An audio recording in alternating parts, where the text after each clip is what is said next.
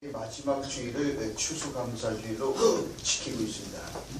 사실 우리 대부분은 서울이라는 또는 또 이런 대도시나 도시 속에서 살아가는 까닭에 직접 땅에 씨를 뿌리고 농사를 져서 추수를 하는 것과는 거리가 먼 삶을 살아가고 있습니다.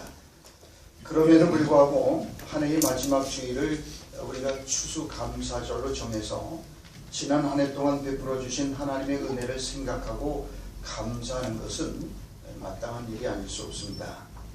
낙엽이 지고 모든 열매와 곡식이 거두어져 그것들이 있어야 될 자리로 돌아가는 이 계절에 문득 우리가 발걸음을 멈추고 살아온 한 해의 날들을 감사함으로 우리가 돌아보는 일은 꼭 필요한 일이 아닐 수 없습니다. 우리 반드시 씨를 뿌리고 농사를 져서 거두는 건 아닐지라도 한 해를 돌아보면서 우리가 이처럼 감사함으로 우리가 이렇게 생각해 보는 것은 참 귀한 일이 아닐 수 없습니다. 추수감사절인 이 아침 독실한 그리스도인이었던 김현승 시인의 감사하는 마음이라는 참 근사한 제목, 이 제목의 이 시를 한번 다시 소개해 드리고 싶습니다. 전문 한번 읽어드릴 테니 한번 잘 들어보십시오. 마지막 가을 해변에 잠든 산비탈의 생명들보다도 눈 속에 깊이 파묻힌 대지의 씨앗들보다도 난로에서 꺼내오는 매일의 빵들보다도 언제나 변치 않는 온도를 지닌 어머니의 품 안보다도 더욱 따스운 것은 감사하는 마음이다. 감사하는 마음은 언제나 은혜의 불빛 앞에 있다. 지금 농부들이 기쁨으로 거두는 땀의 단들보다도 지금 파도를 헤치고 돌아온 저녁 항구의 배들보다도 지금 산 위에서 내려다보는 주택가의 포근한 불빛보다도 더욱 풍성한 것은 감사하는 마음이다. 그것들을 모두 잃는 날에도 감사하는 마음을 잃을 수는 없기 때문이다. 받았기에 누렸기에 배불렀기에 감사하지 않는다. 추방에서 맹수와의 싸움에서 낯선 광야에서도 용감한 조상들은 제단을 쌓고 첫 열매를 드렸다. 허물어진 마을에서 불 없는 아침에도 빵 없는 아침에도 가난한 과부들은 남은 것을 모아 드렸다. 드리려고 드렸더니 드리기 위하여 드렸더니 더 많은 것으로 갚아주신다. 마음만을 받으시고 그 마음과 마음을 담은 그릇들은 더 많은 금은의 그릇들을 보태어 우리에게 돌려보내신다. 그러한 빈 그릇들은 하늘의 곳간에는 얼마나 많은지 모른다. 감사하는 마음, 그것은 곧 아는 마음이다. 내가 누구인가를 그리고 주인이 누구인가를 깊이 아는 마음이다. 여러분 그렇습니다. 참된 감사는 내가 누구인지를 아는 마음입니다. 더 나아가서 우리들의 인생의 주인이 누구인지를 깊이 아는 마음입니다. 그래서 우리의 감사는 우리의 한계를 깨닫고 하나님이 누구신지를 바로 알고 그분에게로 돌아가게 하는 마음입니다. 우리는 그저 벌거숭이로 와서 하나님의 손에서 모든 것을 우리가 빌려 쓰다가 세상 떠날 때가 되면 다시 다 돌려드리고 그렇게 빈손으로 갑니다. 자, 그래서 모든 것이 내게 은혜로 선물로 주어진 것이라는 고백이 있을 때 비로소 우리는 감사할 수 있게 된 것입니다. 그런 까닭에 우리가 끊임없이 생각해야만 되는 것은 그저 나 자신이 하나님의 피조물에 지나지 않는다는 사실입니다. 하나님께서 우리를 지으셨습니다. 그리고 그렇기 때문에 하나님 앞에서 우리는 무슨 권리 주장을 할 수 있는 사람들이 아닙니다. 모든 것을 선물로 받았기 때문입니다. 그래서 우리가 이 세상에 태어날 때 사실 연필 한 자로 가져온 것 없고 양말 한 짝 신고 나온 사람은 없습니다. 벌거벗은 핏덩어리로 우리 모두 벌거벗은 채 그렇게 이 땅에 왔습니다. 이것을 우리가 생각할 수 있어야 합니다. 세상이 돌아가고 있는 것을 보면 원망이 나오고 이웃을 보면 짜증이 나지만은 하나님을 바라보고 나 자신을 가만히 생각해 보면 오로지 감사할 것뿐입니다. 생각해 보십시오. 내가 누굽니까? 죽을 수밖에 없는 죄인 아니었습니까? 여러분 우리가 알아야 될 가장 중요한 지식이 있다면 그것은 다름 아닌 우리 자신을 아는 겁니다. 오늘 현대인들의 비극은 여기에 있습니다. 자기가 누구인지를 모릅니다. 어디서 왔는지, 왜 살아야 되는지를 모릅니다. 또 인생 그저 길어야 80년, 100년 살고 난 뒤에 어디로 가는지를 모릅니다. 무엇보다도 자신의 한계를 모릅니다. 우리 인간이라는 게 그처럼 바이러스 하나에도 감염되면 한순간에 무너질 수 있는 그런 연약한 존재인데 우리는 마치 인생은 계속될 것처럼 그렇게 착각하며 삽니다. 여러분, 그래서 우리가 우리 자신, 나의 나됨을 우리가 똑바로 우리가 알고 생각할 수 있어야 합니다. 그러면은 불평할 것이 없습니다. 누구를 원망할 것도 없습니다. 그래서 욥기 38장 4절에서 주님은 욥에게 이렇게 말씀하셨습니다. 내가 땅에 기초를 놓을 때에 내가 어디 있었느냐? 내가 이 세상을 창조할 때 너는 과연 어디 있었냐? 라고 묻습니다. 내가 깨달아 알았거든 말하라. 여러분, 그래요. 우리가 100년 전에 무엇이었습니까? 아무것도 아니었습니다. 존재하지도 않았습니다. 우리는 정말 100년 전에는 뭐 형체가 없는 그야말로 아무것도 아니었어요. 자, 그런데 우리가 하나님의 전적인 은혜로 이 세상에 태어나게 됐습니다. 세상에 빛을 볼 수 있게 된 거, 여러분, 이게 우리의 의지 갖고 된 거 아니잖아요. 우리가 선택해서 이 세상에 태어난 거 아니잖아요. 하나님의 전적인 은혜로 태어났기 때문에 우리가 이 세상의 빛을 보고 이 아름다운 세상을 우리가 볼 수 있게 됐단 말이죠. 생각해 보십시오. 영겁의 세월의 그 흑암, 아무것도 아닌 그 nothingness, 아무것도 아닌 그 흑암이라는 게 얼마나 절망스러운 거예요. 눈을 감고 한번 가만히 생각해 보십시오. 그 흑암 속에 천년, 만년, 수십억 년 그냥 아무것도 아닌 채로 아무것도 아닌 것으로 존재한다는 게 얼마나 두려운 일입니까? 하나님께서 그런데 우리를 이처럼 창조해 주셔서 우리가 이 아름다운 빛을 볼 수 있게 됐단 말이죠. 자, 그렇습니다. 그래서 은혜를 우리가 깨닫게 되면은 내 공로도 아니고 내 노력도 수고도 아니고 내 지혜도 아니고 오로지 하나님의 전적인 은혜만이 우리 삶에 남게 되는 거예요. 가만히 생각해 보면은 우리가 내가 나 된 것을 가만히 생각해 보면은 남는 거라고는 하나님의 의와 하나님의 은혜와 하나님의 공로밖에는 없는 거지요. 그래서 아무리 강조해도 지나침이 없는 것 가운데 하나는 우리가 받았다는 마음입니다. 무엇보다도 거저받았다는 마음이 중요합니다.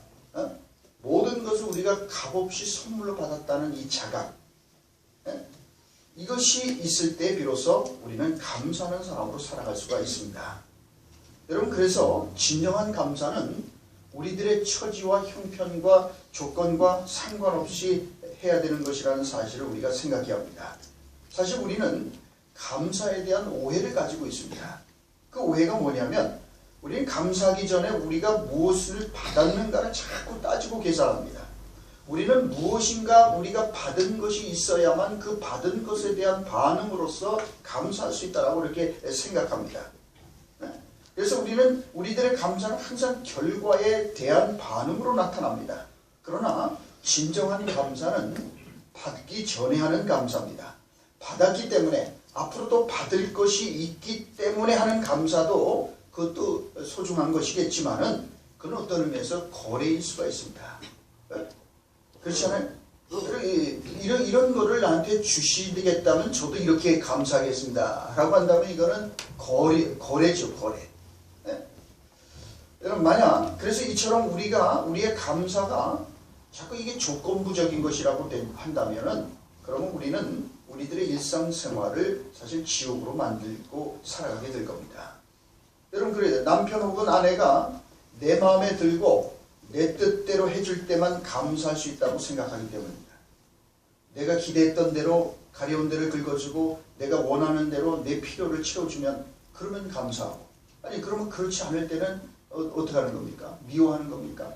그렇기 때문에 우리가 만약 우리의 감사가 조건부적인 것이 되면은 우리는 결혼 생활을 지옥으로 만들 거예요. 아내 혹은 남편이 나에게 채워주고 감사한 조건을 그가 충족시켜줄 때는 감사하지만 그렇지 않을 때는 왼수가 되는 거죠. 자, 그래서 감사는 조건이 아니라는 것을 우리가 알아야 합니다. 우리가 감사가 자꾸 조건적인 것이고 그 감사가 뭔가 받은 것이 있을 때만 우리가 하는 것이라고 생각하니까 이 감사에 대한 오해를 가지고 있으니까 우리가 사실은 감사의 조건 속에서 살아가면서도 우리는 감사를 잊어버리고 산단 말이죠. 여러분, 감사는 조건이 아닙니다. 감사는 우리가 하나님의 피조물이라는 자각에서부터 시작되는 거예요. 다시 말해서 애당초 우리의 것은 아무것도 없다는 사실을 생각하는 데서부터 감사가 시작이 되는 겁니다.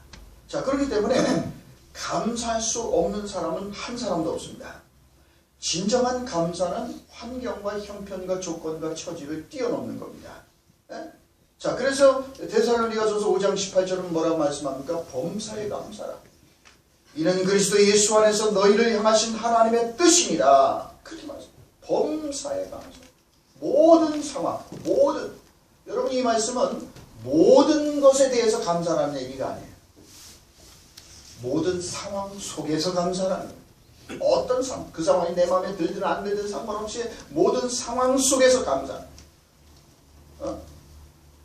그렇습니다. 그래서 우리는 모든 상황 속에서 우리가 감사하지 못하는 것은 우리의 삶 자체가 하나님의 은혜와 섭리 속에 있는 것이라는 사실을 생각하지 못하기 때문입니다.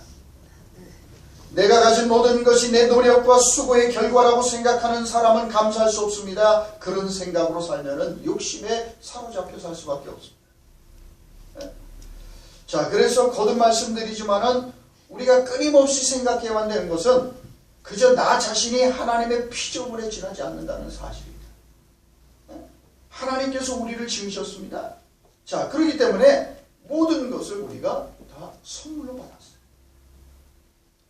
앞에 말씀드렸듯이 우리가 이 땅에 여러분 올 때 뭐 가지고 온 게 하나라도 있던가요? 여러분이 이 땅에 태어날 때 여러분의 것이라고 주장할 만한 뭘 소유를 가지고 왔습니까? 아무도 가지고 오지 않아요. 그래서 우리는 모두 이 땅에 태어날 때 가장 연약한 존재라고. 그래서 부모의 전적인 돌봄을 받아야만 살 수 있는 가장 연약한 존재로 태어났다고요.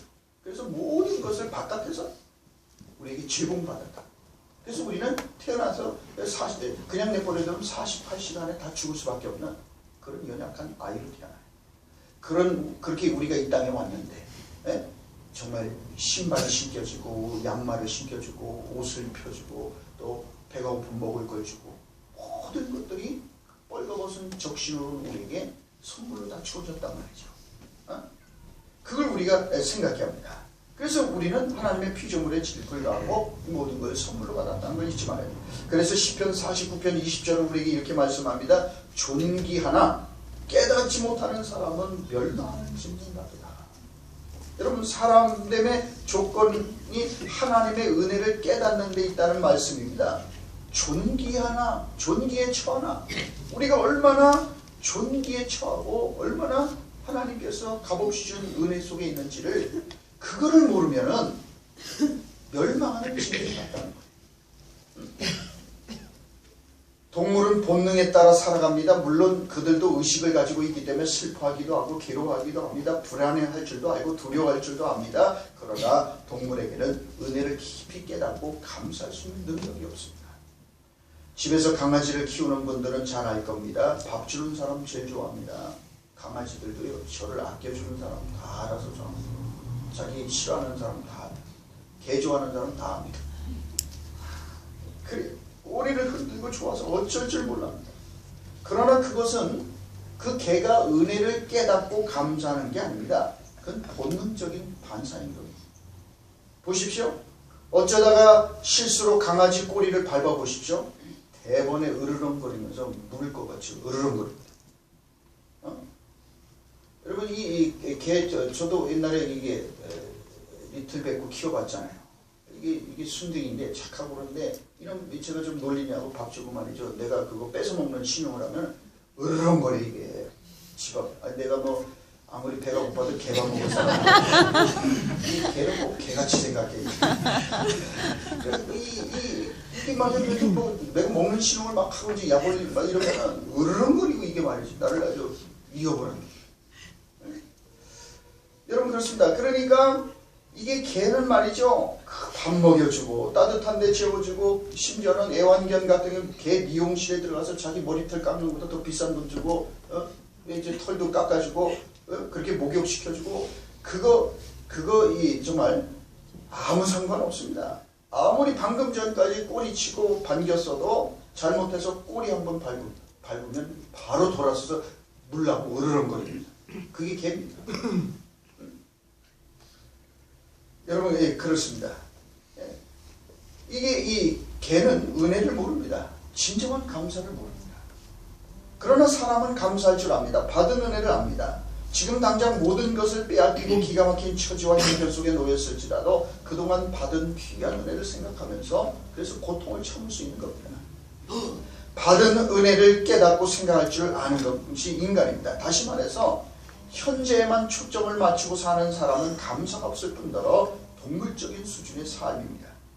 그동안 아무리 받은 은혜가 크고 감사의 조건들이 많았을지라도 지금 당장 괴롭고 힘들면 돌아서서 주인을 물려고 달려드는 개와 다를 바가 무엇이겠습니까? 하지만 하나님의 은혜를 깊이 깨닫고 감사할 줄 아는 사람은 지금 처한 현실이 너무 힘들고 어려워도 지금은 너무 어려워도 과거에 하나님께서 베풀어 주신 사랑과 은혜를 생각하면서 오늘을 참고 견디는 겁니다. 필경 내가 알지 못하는 무슨 하나님의 큰 뜻이 있어서 주시는 고난으로 받아들이고 그 고통의 현실 속에서도 그 불만족스러운 환경 속에서도 감사할 줄 아는 것이 그것이 바로 성숙한 인간입니다. 그러므로 감사는 신앙의 절정인 것입니다. 사람으로 하여금 참 사람 되게 만들어줍니다. 그래서 짐승은 은혜를 모릅니다. 진정한 감사를 몰라요. 꼬리치고 가장 좋아하다가도 자기 말이죠. 해보세요. 바로 돌아서서 물려고 하는 게 그게 짐승이야. 아무리 잘해줘. 그러나 사람은 은혜를 아는 거죠. 진정한 사람은 그래서 하나님께서 주신 그 은혜를 기억해서 지금은 내 인생이 어렵고 힘들어도 지금만 보고 불평하는 게 아니라 과거에 베풀어 주셨던 그 하나님의 은혜를 생각하면서 그래 지금 내가 이렇게 어렵고 힘들지만은 여기에도 별로 틀림없이 무슨 하나님이 더 크신 뜻이 있을까? 내가 당하는 고통과 불행과 시련보다도 하나님의 계획이 하나님의 뜻이 훨씬 더 큰 것이야 라고 그는 인내하면서 그렇게 고난 속에서도 감사할 수 있게 있는 겁니다. 자, 그런 까닭에 이 행복과 감사는 이 깨달음의 생각에 있는 겁니다. 얼만큼 우리가 느낄 수 있느냐에 달려 있습니다. 여러분, 아무리 우리가 행복한 조건과 그런 상황 속에 있을지라도 그것을 감사로 생각하지 못하고 깨닫지 못하는 사람에게는 있지만 없는 것이 되는 겁니다.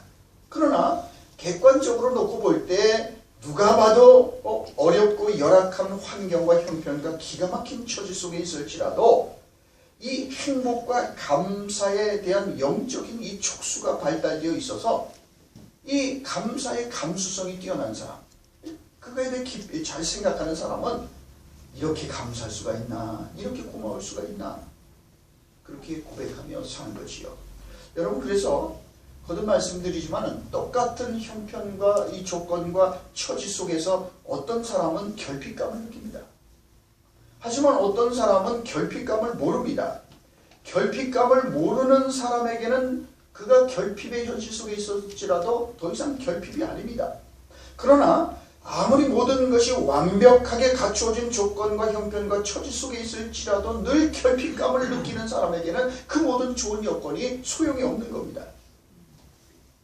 여러분, 우리 지난 시간에도 말씀을 드렸지만 우리가 과거 50년대, 60년대에 비하면 지금 얼마나 우리가 풍요로운 속에 있습니까?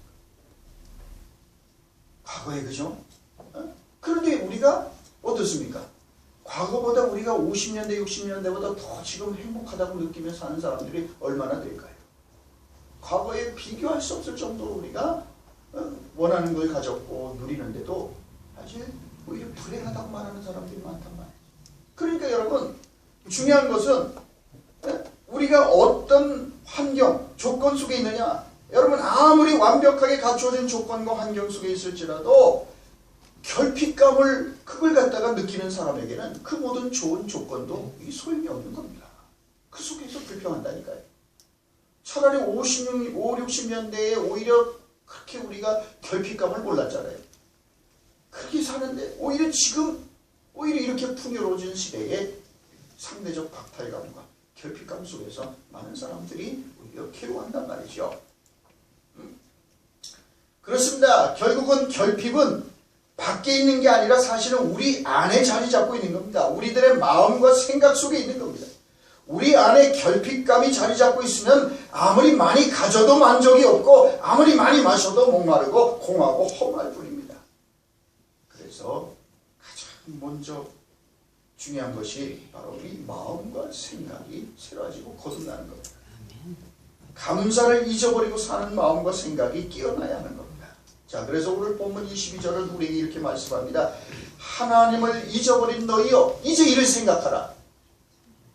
하나님을 잊어버린 너희여 이제 이를 생각하라. 여러분, 하나님을 잊어버린 사람의 가장 중요한 특징은 감사가 없다는 겁니다. 모든 것을 당연시하게 여깁니다. 그래서 잃어버리게 되는 거예요. 여러분, 우리가 소중하게 생각하는 것들을 잃어버렸을 때 우리는 상심하고 괴로워합니다. 돈을 잃어버렸을 때 속상해합니다. 지갑을 어쩌다 잊어버리면 아주 당황해서 어쩔 줄 몰라. 하지만 우리가 정말 속상해하고 안타까워해야 될 것은 하나님을 잊어버리고 사는 일임을 알아야 합니다. 하나님을 잊어버린 까닭에 감사하는 마음 또한 잃어버린 채 살아가고 있는 우리 자신의 비루하고 나무라기 짝이 없는 영적인 이 악성 빈곤을 우리가 안타까워해야 합니다. 하나님을 잃어버렸지만 먹고 사는 문제로 너무 바쁘고 힘들다는 이유로 하나님을 잊어버린 채 살아가고 있지는 않습니까? 또 풍요의 덫에 걸린 채 너무 안락하고 편안한 삶을 살아가는 까닭에 사는 것이 너무 편안해서 하나님을 잊어버린 채 살아가고 있지는 않습니까? 또한 그저 자신이 좋아하는 일, 취미생활에 파묻혀 사는 까닭에 하나님을 잊어버린 채 살아가고 있지는 않습니까? 세상 재미에 빠져서 하나님을 잊어버리지는 않았습니까? 다시 우리가 잊어버리고 사는 하나님을 찾아야 된다고 오늘 시편은 우리에게 말씀합니다. 하나님을 잊어버린 너희여 이제 이를 생각하라.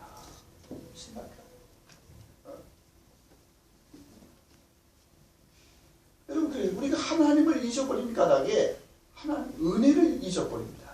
우리가 어디서 왔는지, 우리들의 삶이 우리가 삶을 통해서 어떻게 살아야 되는지, 삶의 의미와 목적을 잃어버린 채 그렇게 살아요.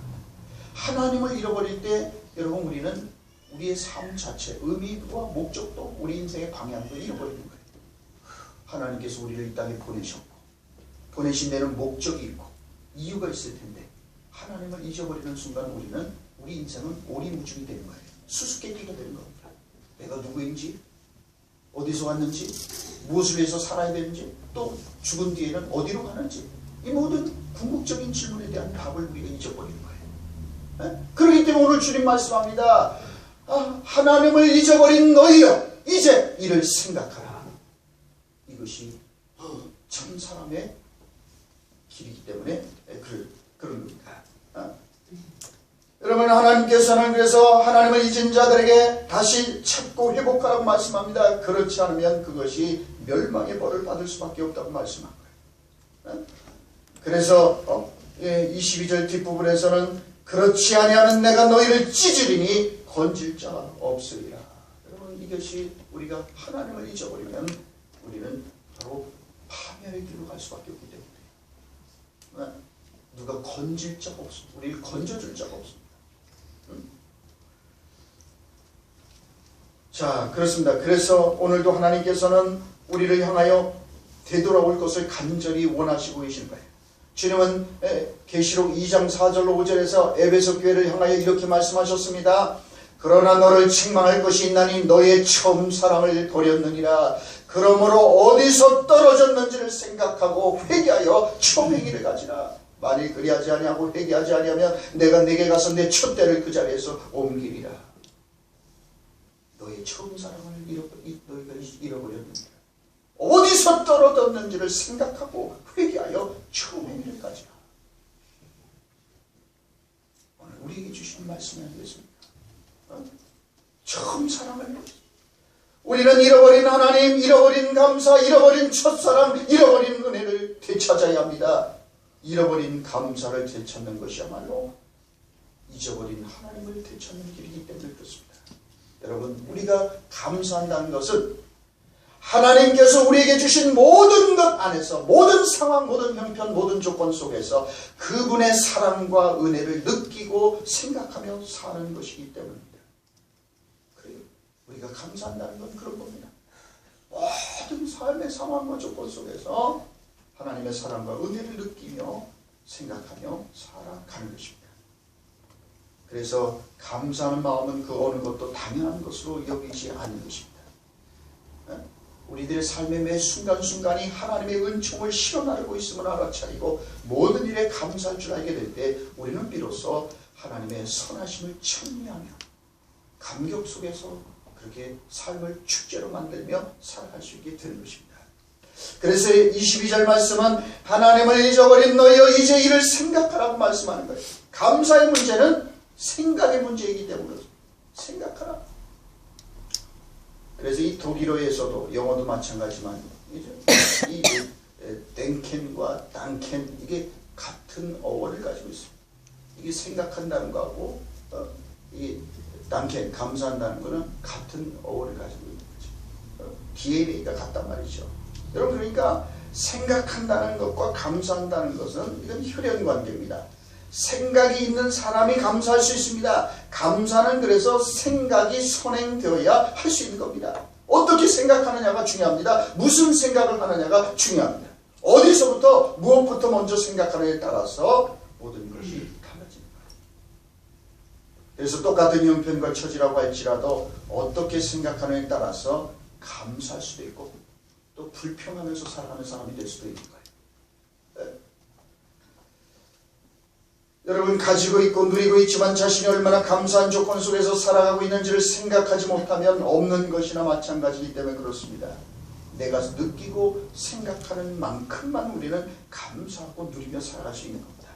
아무리 우리가 감사 속에 파묻혀서 살아간다 할지라도 그 조건 속 그 생각, 감사를 감사로 생각할 줄 모르는 사람에게는 그 감사는 없는 게 되는 거예요. 여러분, 한번 생각해 보십시오. 타고난 건강의 축복을 가지고 있을지라도 그것이 얼마나 감사한 건지를 생각하지 못하는 사람에게는 건강에 대한 감사를 모릅니다. 감사가 없습니다. 그건 당연히 자기가 타고난 건 줄 알아요. 그건 당연한 줄 알아요. 그러나 여러분, 건강하지 못한 사람에게는 천만금을 주고도 살 수 없는 너무 소중한 보물 같은 게 건강이 아니겠어요. 그런데 정작 감기 한 번 안 걸리고 평생 건강한 사람은 그게 얼마나 감사한 건지 몰라요. 아파본 적이 없는 사람은 이게 얼마나 건강이 감사한 건지 몰라요. 건강이 주는 놀라운 자유와 행복을 모릅니다. 병에 걸린 사람은 움직일 수 있는 자유, 두 다리로 걸어 다닐 수 있는 자유가 얼마나 놀라운 행복이고 감사의 조건인지를 뼈저리게 합니다.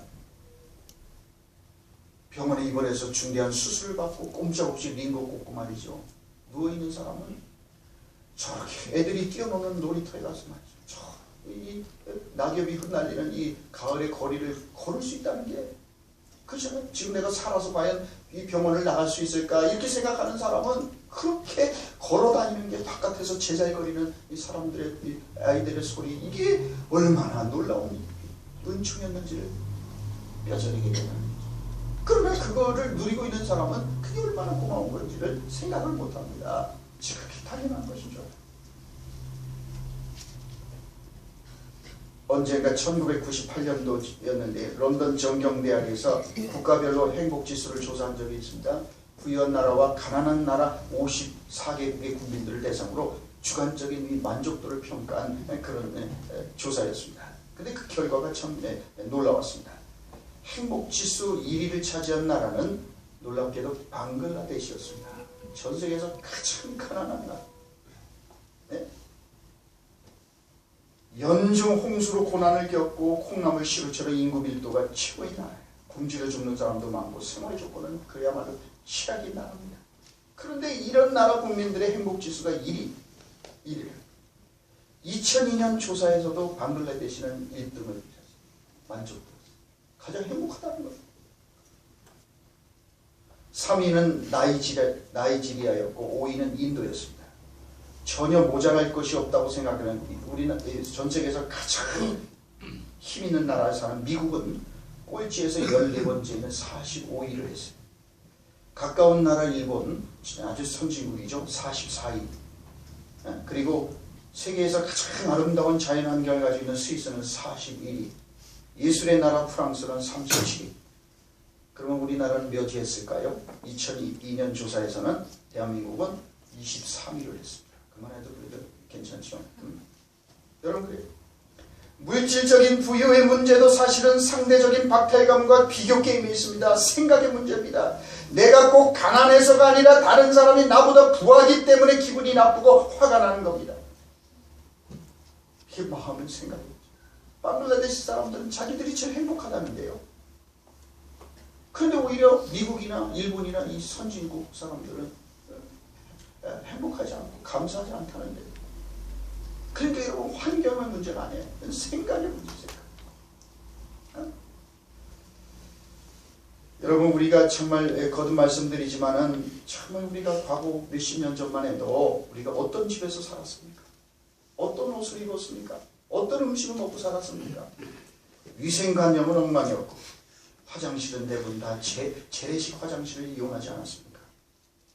그죠? 이게 손으로 돌려서 그 전화도 이게 손으로 돌리는 거였단 말이에요.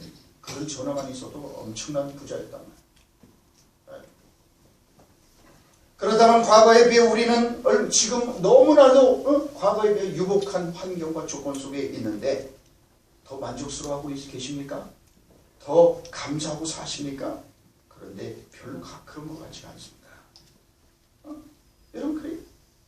깨구리가 그 올챙이적 시절을 생각하지 못한다고 그러잖아요. 올챙이적. 그런데 우리가 뭐냐면 우린 너무나도 과거를 빨리 잊어버려요. 지금 우리가 얼마나 놀라운 은혜와 감사의 조건 속에 있는지를 너무 빨리 망각해버려요. 하나님을 잊어버려요.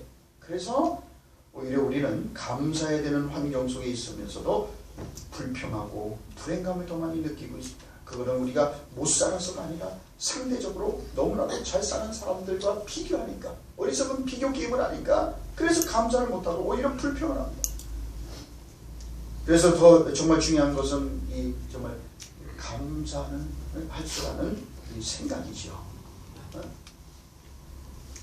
그러니까 여러분 비록 가진 것이 없고 배운 것이 없을지라도 몸이 건강한 사람은 절대로 불평하고 원망할 자격이 없습니다. 건강한 몸을 누리면서 불평하면서 산다면 그거는 도리가 아닙니다. 그렇지 않겠어요? 왜냐면 나는 재산이라고 하는 건강한 몸뚱아리 하나밖에 없다고 그러는데 여러분 그것보다 더 큰 자산이 어디 있어요? 건강.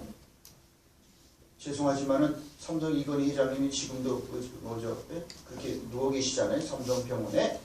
여러분 그분이 만약 누군가 젊은 10% 건강 말이죠. 그 건강과 바꿔준다면은 그 재벌이 자기 재산 전체 다 내놓을 거예요.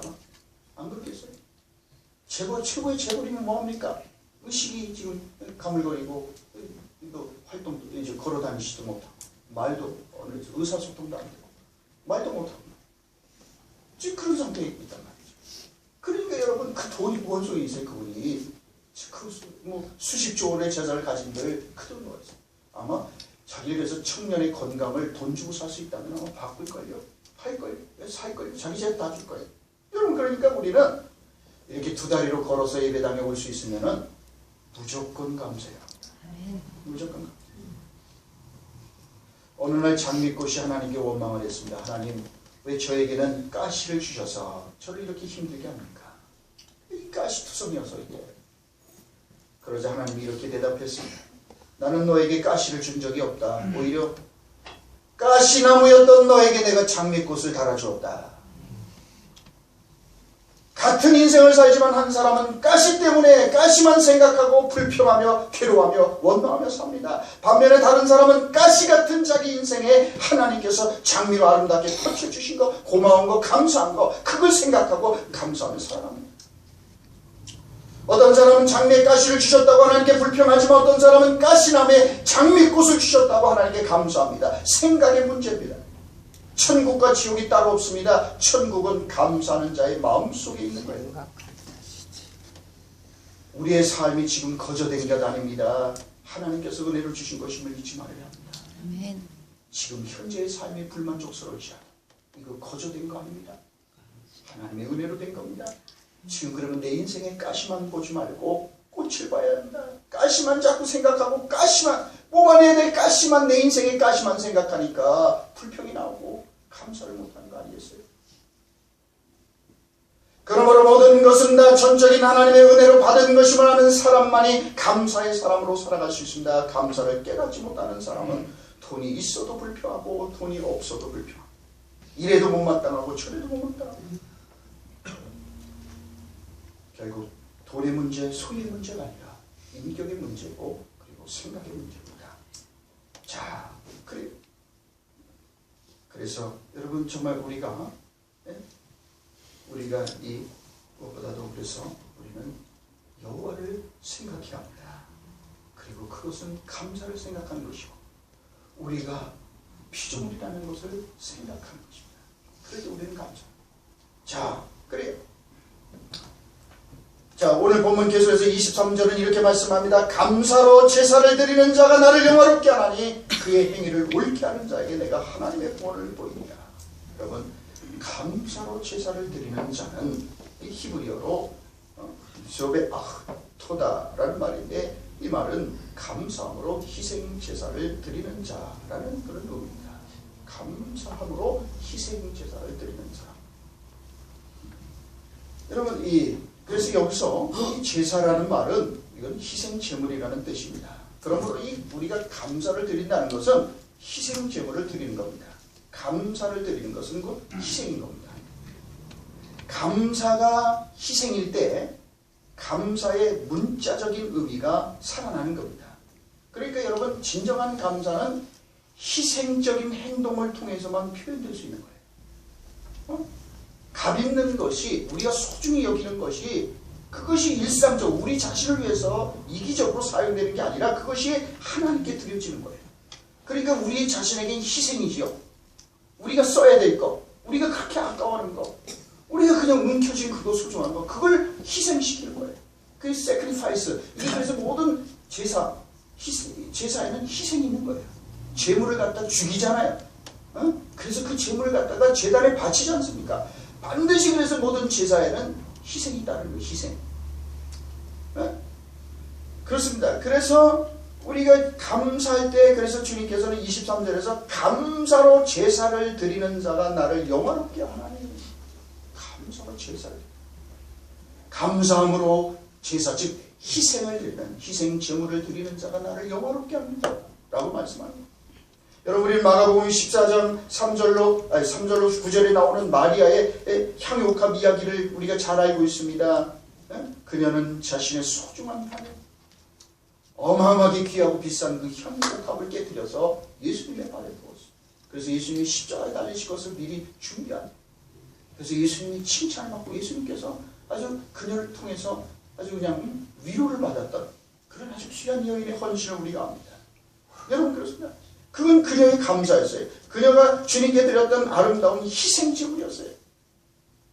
자, 그래서 우리가 감사한다는 건 이처럼 인간이 자기 자신을 창조한 게 아니라 모든 것이 하나님 것이고 그래서 그걸 인정하는 거예요. 희생이라는 행위를 통해서 우리는 이런 사실을 인정하고 고백하는 거예요. 그래서 하나님께서는 이러한 감사 신앙을 가진 이들에게 하나님의 구원을 보여주신다고 말씀한 거예요. 늘 감사하고 늘 은혜를 아는 사람들에게 하나님의 구원을 볼 수 있는 축복이 주어지는 겁니다. 여러분 그렇습니다. 구원을 받는 것이야말로 가장 큰 축복이지요. 그렇습니다 여러분. 그래서 23절에서 주님께서는 우리에게 감사로 제사를 드리는 자가 나를 영화롭게 하나니 감사로 희생제사를 드리는 자가 나를 영화롭게 하는 사람이라고 말씀하는 거예요. 그렇습니다.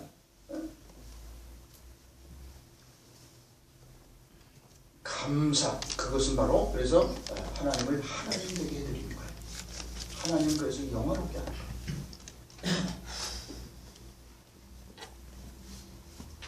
여러분 생각하면 할수록 삶이 사랑의 비심을 우리가 깨닫게 되지 않습니까? 우리가 누리고 있는 것이 결코 당연한 것이 아니고 하나님의 선물이고 누군가의 희생 덕분이라는 것을 우리는 알아야 합니다.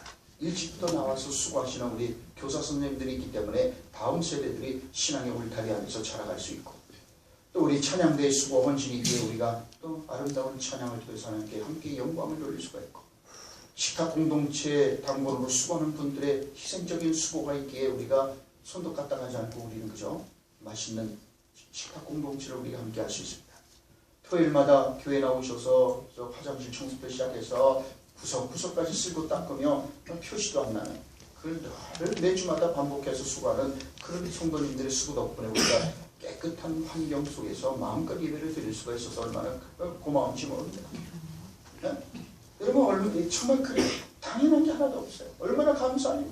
우리가 그냥 사는 것 자체가 어떻게 보면은 은혜고 정말 감사의 조건이 아닐 수 없습니다. 여러분, 거듭 말씀드리지만은 산소호흡기를 끼고 중환자실에 누워있는 환자들 수건 가운데 하나가 뭔지 아십니까? 딱 한 번만이라도 좋으니 이 산소호흡기 끼고 예배당에 나가서 예배드리고 죽었으면 좋겠다는 겁니다. 그전에는 그것이 은혜인 줄을 몰랐습니다. 주일 되면 예배당 털레털레 걸어와서 예배드리고 또 성의 없이 아무 생각 없이 왔다 갔다 하는 그냥 했는데, 막상 이제 생사의 기로에 서니까 한 번만이라도 산소호흡기 끼고 가서 하나님께 예배 드리고 하면 그렇게 죽었으면 좋겠다. 그전에는 그게 은혜인 줄 몰랐습니다. 축복인 줄 몰랐습니다. 하지만 당연한 것이 아니었습니다.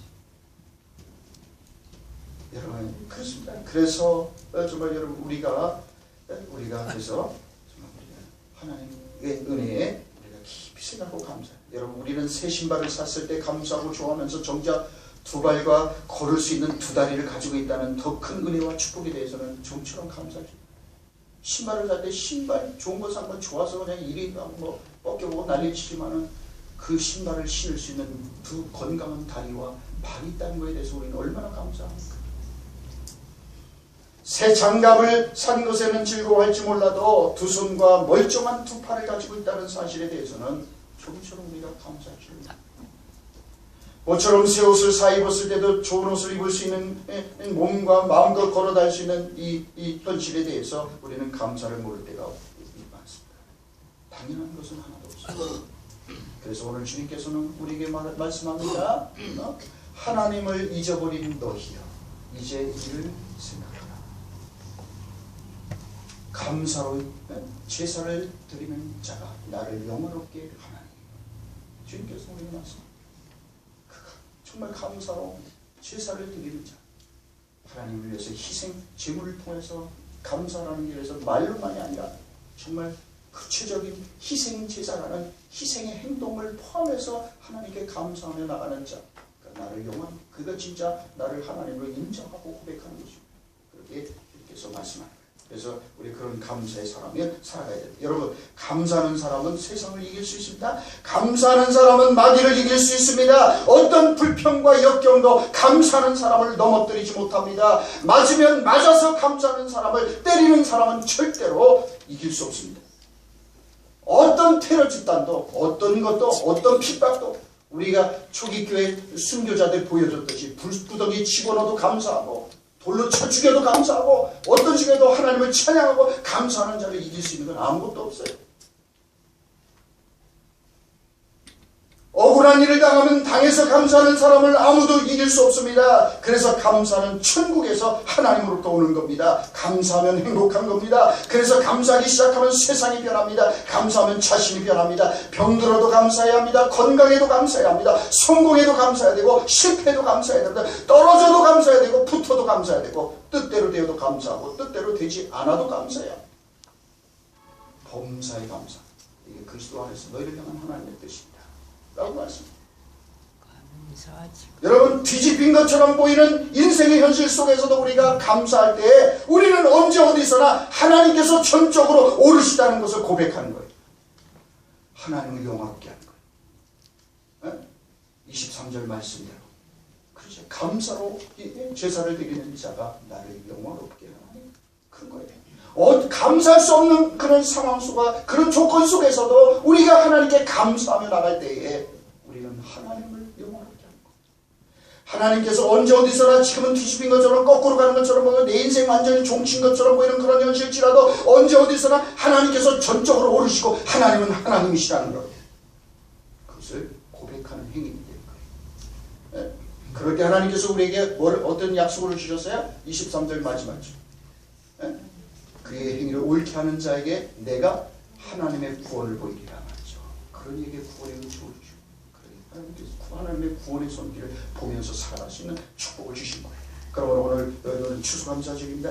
지난 한 해 동안 넘치는 은혜 주신 하나님께 감사드리며 그래서 더 나아가서 우리가 오늘 정말 하루 천원 감사를 통해서 우리가 지구촌 그 어딘가 가장 어려운 이웃들을 위해서 우리가 축복하며 우리의 소중히 여기는 예물을 그걸 갖다가 우리가 희생 치면서 그죠?